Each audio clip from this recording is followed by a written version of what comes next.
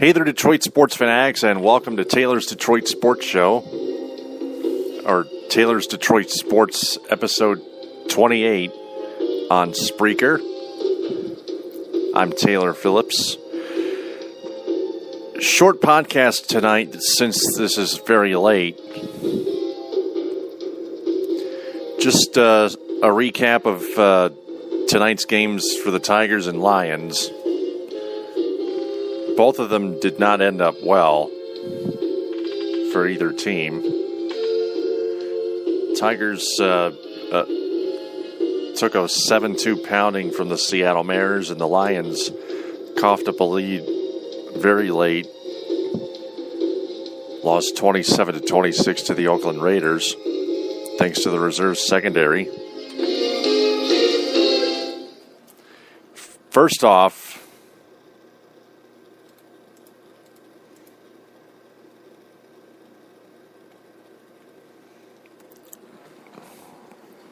from Jason Beck at MLB.com, if the playoffs begin now, the Tigers wouldn't be in them. If the playoffs begin now, the World Series would also be done by the time the football season kicked off. It's a figure of speech. The Tigers would also have played a game or two fewer than any other team in the majors thanks to makeup games to come. Still, for a team 2 weeks removed from a trade designed for a World Series run, the point stands after Friday's 7-2 loss to the Mariners knocked the Tigers a game and a half behind the Royals in the AL Central and 1.5 game behind Seattle for the second wild card spot.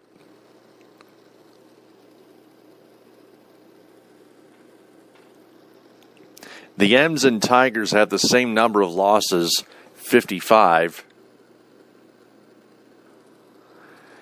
But Seattle has one more win, 66. They have a lot of season left, and the Tigers still technically control their own destiny on a playoff spot. They also have a lot of work to do to get there. Tigers manager Brad Ausmus reports, quote, I'd much rather be in first place by 15 games, but that's not the case. We're just going to keep going. There's a ton of baseball left. We didn't win tonight, but we can't change it. So we'll come back tomorrow against a very tough pitcher, but luckily for us, they're going against a tough pitcher as well. And that is Felix Hernandez at David Price.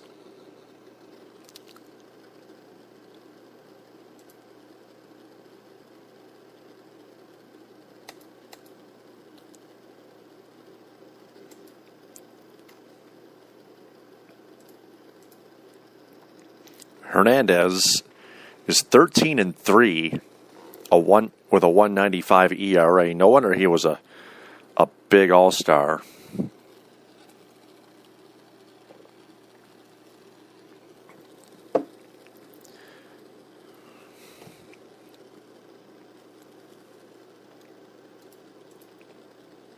David Price, as a Tiger, is 0-0 with a 4.30 ERA. But for his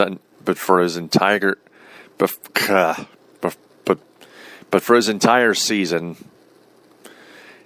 his ERA is 3.21, and he's 11-8. Only as a Tampa Bay Ray. He has yet to get a win or a loss here.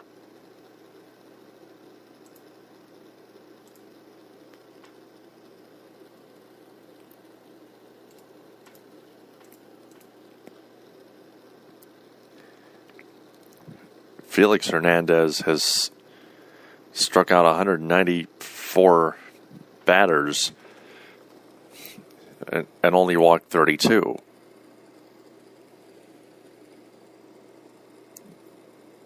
He's only given up 47 runs, 39 of them earned, 123 hits, 7 home runs, three hit batsmen, a Opponents average 191, a whip of 0.86, and a ground out air out ratio of 163 in 180 and a third innings pitched in 25 games.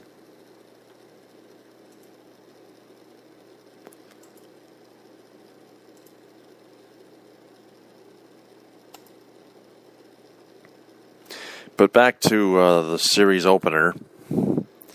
Rick Porcello pitched horribly, obviously. Went 6 innings flat, gave up 10 hits, 6 runs, 5 of them earned. Didn't walk anybody, and struck out 3. Gave up 1 home run. And for the Seattle Mariners, James Paxton, a left-handed hitter, went 6 innings flat, gave up 5 hits, just one run, which was earned, walked 1 and struck out 2. Porcello's ERA has risen to 3.28. James Paxton's ERA has lowered to 2.20.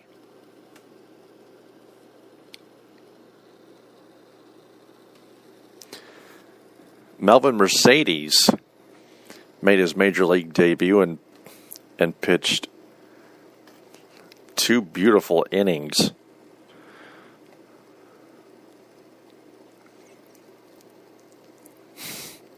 Wow. No hits, no runs, no walks, 2 strikeouts. His ERA is 3 big fat zeros. 0.00. That's his exact ERA. That was a great call up by Dave Dombrowski, calling up the right-hander Melvin Mercedes. He's one of those guys that should stay up with the Tigers in the major leagues.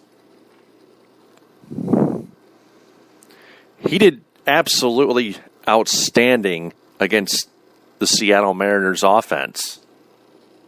A stout Seattle Mariners offense, that is, managed by former Tiger hitting coach Lloyd McClendon.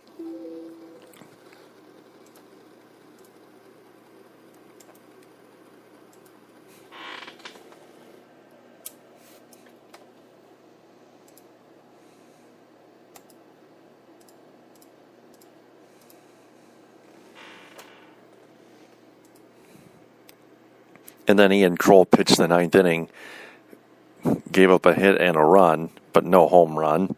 Walked 1, struck out 1. His ERA is now at 4.78. But Melvin Mercedes provided quite a spark. I feel like I'm almost the only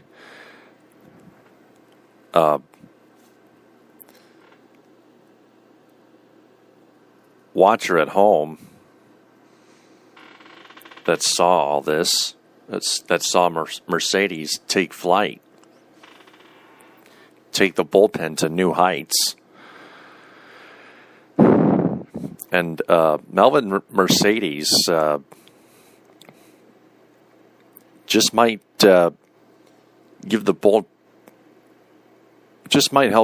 bullpen enough to help the Tigers win a ring.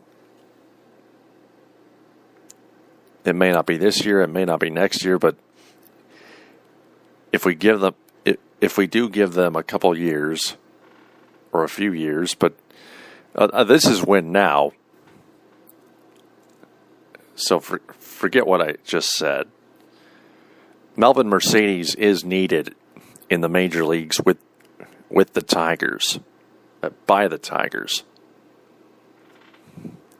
They want to win now. They need bullpen assistance badly. Relief pitching assistance is the number one priority this year, and Melvin Mercedes stepped up.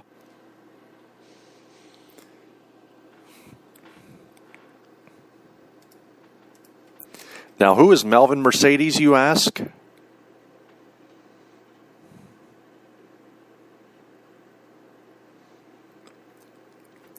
He's from the AAA Toledo Mud Hens. The Toledo Mud Hens.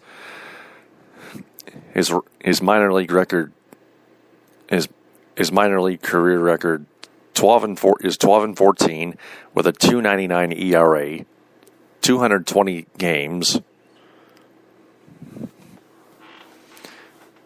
63 saves out of 78 save opportunities, 289 innings flat pitched, 255 hits, 131 runs. Those are career stats in the minor leagues, not in a single season. They're during his entire career. 96 earned runs out of 131 runs, 14 home runs, 15 hit batsmen, 129 walks, 4 intentional walks, 194 strikeouts, opposing batting average 235, his whip 133, and his ground out air out ratio 152. In his major league career, his opposing average and whip are all flat zeros. His ground out and air out ratio is 3 flat, 3.00.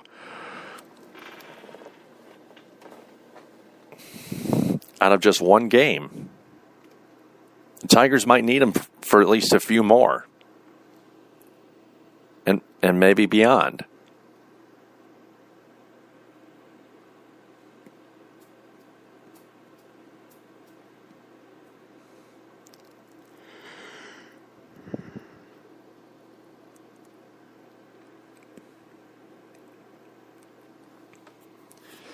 But this year was also his first year in Toledo.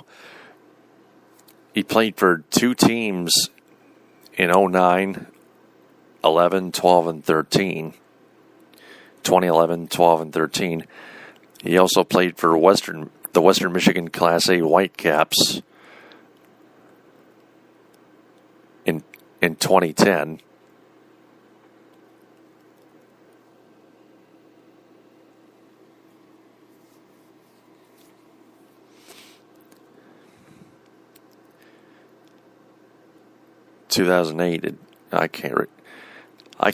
I can't interpret what DSL stands for, but sure played his first year was in 2008 somewhere.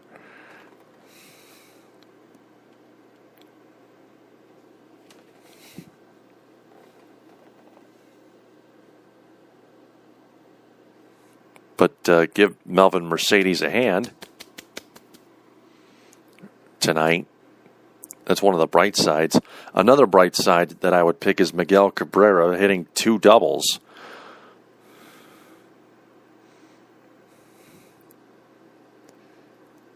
Both off of James Paxton.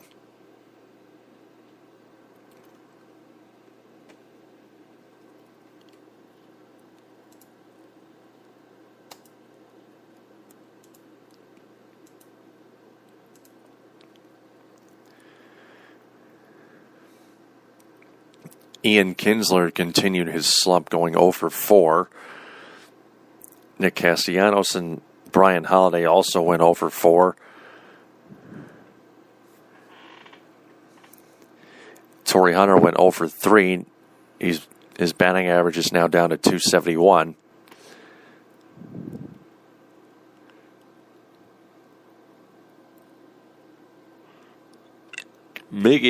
Miguel Cabrera was the only Tiger to have more than one hit. He got just 2.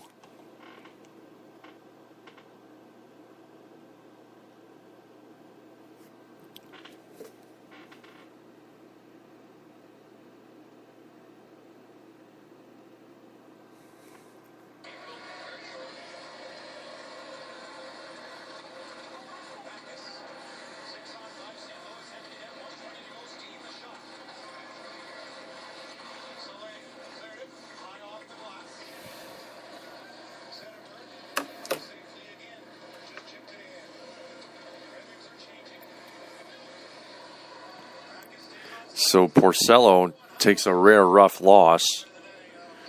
James Paxton, the winner.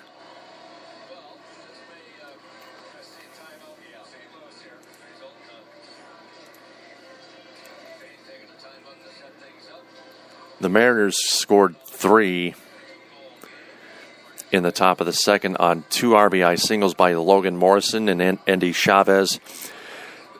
Then former Tiger Austin Jackson grounded into a double play to score the 3rd run. In the top of the 3rd, Robinson Cano homer to right, making it 4-0. Ian Kinsler with an RBI ground out, putting the Tigers on the board in the bottom of the 3rd. Chris Taylor with an RBI single in the top of the 4th, putting Seattle back up by 4, 5-1. Kyle Seager with another RBI single in the top of the 5th, making the wound, cutting deeper in, a little deeper into the wound.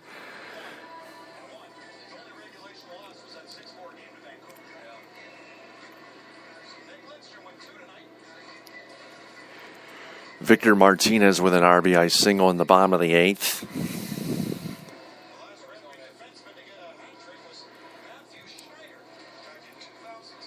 And then Ian Kroll allowed runners to get to the corners, and then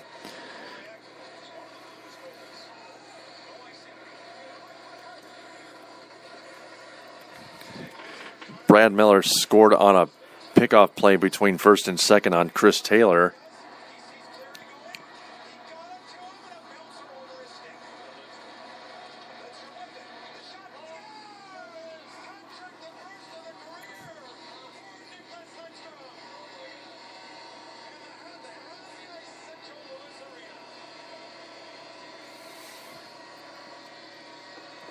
Just watching a classic game where a classic Red Wings game where Nicholas Lidstrom scored a hat trick.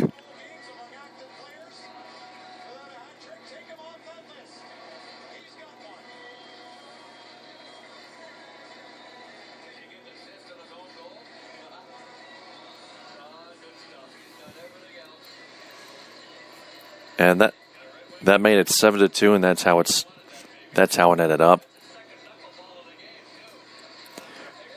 So, with that loss and the Royals beating the Twins 6-5, the Tigers are now a game and a half behind Kansas City, as I mentioned before. Tigers are at 65-55. The Royals are 67-54.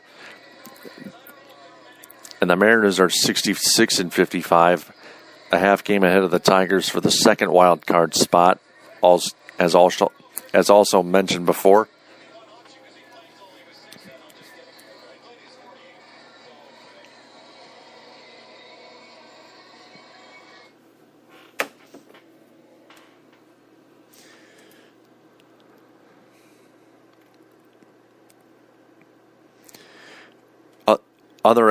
Other American League Central Division scores: the Indians nipped the Baltimore Orioles 2-1. The White Sox hammered the Toronto Blue Jays 11-5 at U.S. Cellular Field. Now, the Indians game was at Progressive Field, and that's it.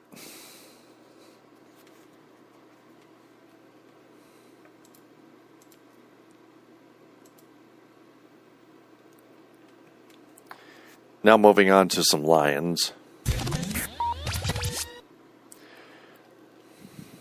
Tim Twentyman from DetroitLions.com writes the recap, Lions at Raiders.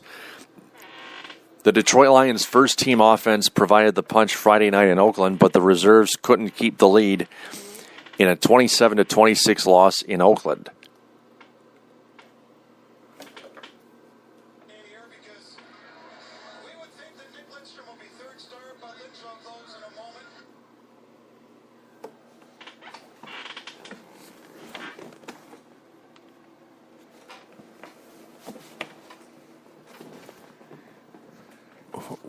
What happened?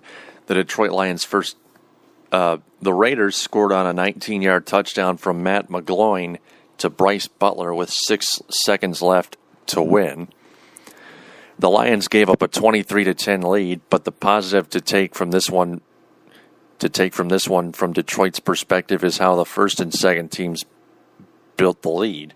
And this is just another preseason game. This is where the first team and second team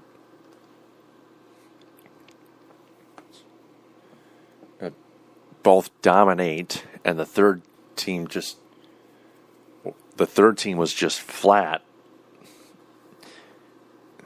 and mediocre.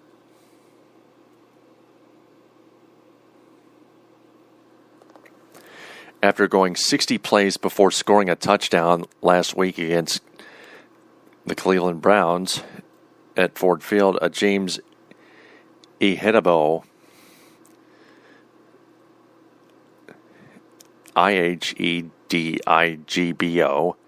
Ihedebo, a James Ihedebo interception provided the early opportunity for Matthew Stafford to make a much earlier splash this week. 2 plays after the interception, Stafford found Golden Tate for a 28-yard touchdown on a beautiful pump and pass play. The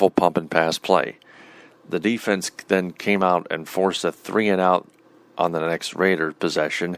Stafford followed up with an 11-play, 58-yard drive that culminated with a 4-yard touchdown pass to receiver Chris Durham. The Lions were quickly up 13-0. Nate Freese missed the extra point after the Tate touchdown and made enough plays the rest of the way to preserve their second win in as many weeks. Head coach Jim Caldwell reported to WXYZ at halftime of the first team's offense performance, quote, they've been working hard at it, and I think it shows. Matthew Stafford threw the ball around well. He did a good job mixing things up and getting us into the right run, looks of things of that nature, and things of that nature.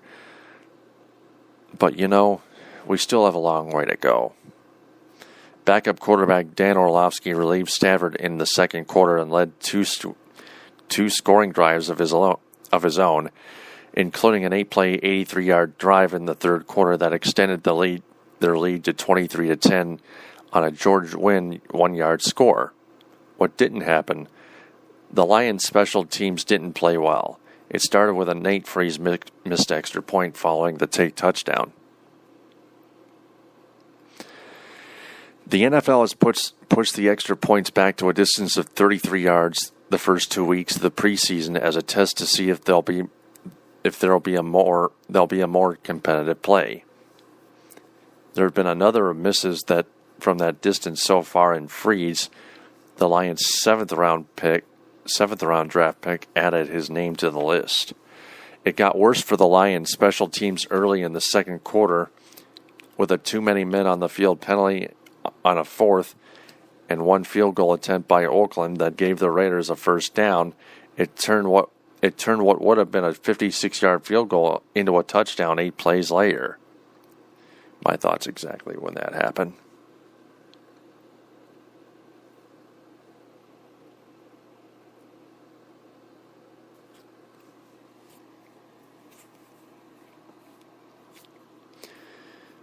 It was more of the same in the third quarter when a 50-yard Raiders punt return set up a field goal. Critical moment when the Lions clinging on to a 26-20 lead with just 15 seconds left on the clock. Raiders quarterback Matt McGloin found receiver Bryce Butler for a 19-yard touchdown with just 5 seconds left in the game. The main culprit on the play for the Lions was their inability to create pressure, especially on the secondary, in my opinion. McGloin had all day to throw. The primary defense, too, yeah. The secondary almost never covered the receivers in that second half, at all in that second half. The key stat, Stafford's 142.9 passer rating. Stafford was sharp in his 3 series of work. He led 2 touchdown drives and finished 9 of 10 passing for 88 yards with 2 touchdown passes and no interceptions for that final passer rating of 142.9. He connected with Golden Tate for a 28-yard touchdown on the first offensive series of the game after a James Ihedebo interception set the offense up at the Oakland 36-yard line. His second touchdown was a 4-yarder to Chris Durham after an 11-play, 58-yard drive. Key stat number 2. The Lions were penalized just 5 times for 32 yards last year versus Cleveland, or last week versus Cleveland. Friday night in Oakland, that number increased to 11 for 74 yards. Player of the game is Matthew Stafford. He looked like he had total command of the offense all night. He was decisive with the football and extremely accurate in all 3 series.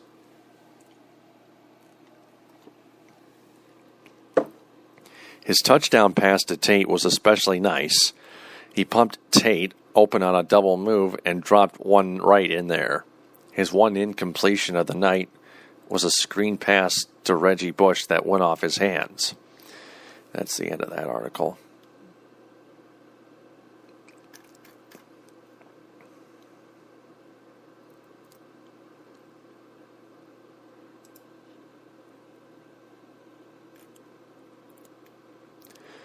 Next up for the Lions, they're back home Friday at 7:30 on WXYZ Channel 7 and all the local Lions preseason television affiliates and on the Lions radio network as well.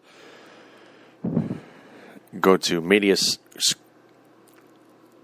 scroll over Media Center on DetroitLions.com and look up the Lions radio network and click on it. They're taking on the Jacksonville Jaguars. Two former Michigan Wolverines that are playing, Chad Henne and Denard Robinson.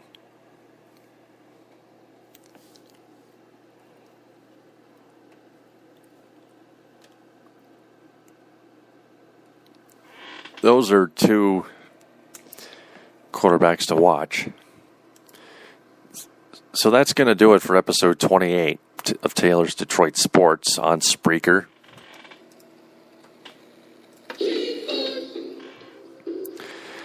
Saturday's Tigers game starts at 7:08 with David Price versus Felix Hernandez. A very interesting pitchers duel at Comerica Park in Detroit. Tigers are trying to look for a win and a checkers move, I would call it, to jump back over Seattle for the second wild card spot by a half game in the American League, and also hope that the Royals lose to the Twins on Saturday, so the Tigers can crawl back to within a half game behind the Royals in the AL Central. Till then, this is Taylor Phillips saying TTFN, ta-ta for now.